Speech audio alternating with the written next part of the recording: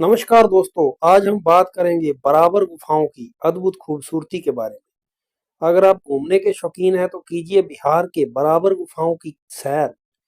बराबर गुफाओं की खूबसूरती देख आपके कदम वहां ठहरने को मजबूर हो जाएंगे।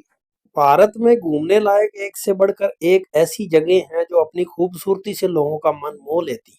क्योंकि भारत का इतिहास बेहद ही समृद्ध रहा है, इसलिए यहाँ घूमने लायक ऐतिहासिक जगहों की भी कोई कमी नहीं है।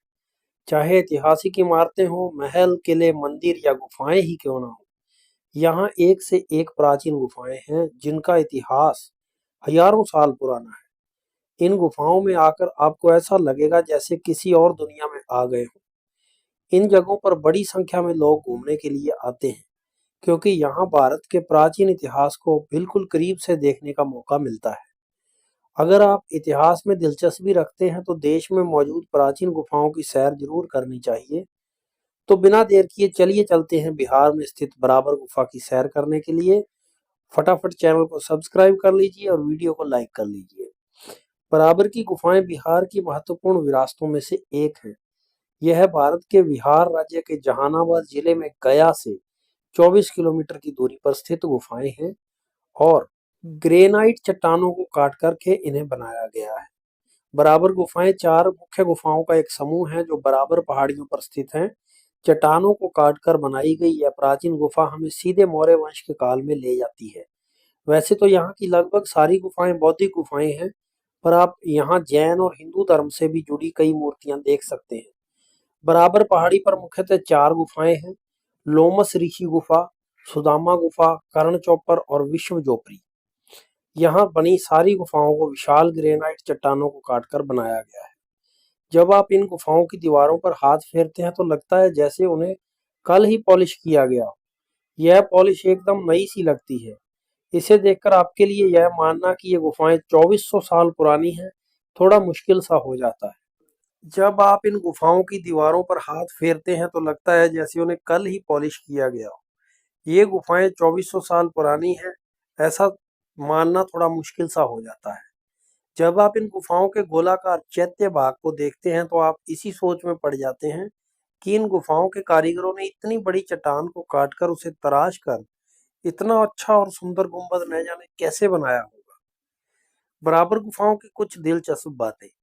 इन गुफाओं की अन्य दिलचस्प विशेषता है वहां की दीवारें। जी हाँ, गुफा की अंदरूनी दीवारें चिकनी और पॉलिश की हुई हैं। शायद इसलिए भी इस गुफा ने अपनी वही पुरानी चमक अब तक खोई नहीं। बराबर गुफाओं का निर्माण कार्य सम्राट अशोक के शासनकाल के समय में हमें ले जाता है, इसलिए आप सम्राट अशोक से जुड़े कई शिलालेख भी यहाँ पाएंगे। बराबर गुफा के पास एक और अन्य भी गुफा स्थित है जिसे नागार्जुनी गुफा कहा जाता है, जो लगभग 2 किलोमीटर की दूरी पर स्थित है। गुफाओं का निर्माण कार्य सम्राट अशोक के शासनकाल के समय में हमें ले जाता है। दोनों ही गुफाएं एक ही समय की हैं, इसलिए इन्हें एक साथ सतघर के रूप में जाना जाता है। बराबर श्रृंखला की सबसे ऊंची चोटी पर है सिद्धेश्वर नाथ महादेव मंदिर। हजारों साल पुराने इस शिव मंदिर में जल चढ़ाने के लिए सालों भर श्रद्धालु आते हैं, लेकिन सावन में तो यहाँ श्रद्धालुओं का तांता लग जाता है। यहाँ मगध के महान सम्राट अशोक के समय के शिलालेख आज भी उस साम्राज्य की गाथा अपने अंदर सहेजे हुए हैं। यही कारण है कि इतिहास में रुचि रखने वालों के लिए यह पसंदीदा जगह है। बराबर न केवल पहाड़ और जंगल के लिए प्रसिद्ध है, बल्कि औषधीय पौधे और लौह अयस्क भी यहाँ भंडार में मिल जाते हैं। 7वीं सदी में बनाया गया था बाबा सिद्धनाथ का मंदिर। बराबर पहाड़ पर मौजूद बाबा सिद्धनाथ मंदिर का निर्माण 7वीं शताब्दी में राजगीर के महान राजा जरासंध द्वारा इस मंदिर का निर्माण कराया गया था। यहाँ से गुप्त मार्ग राजगीर किले तक पहुंचा था।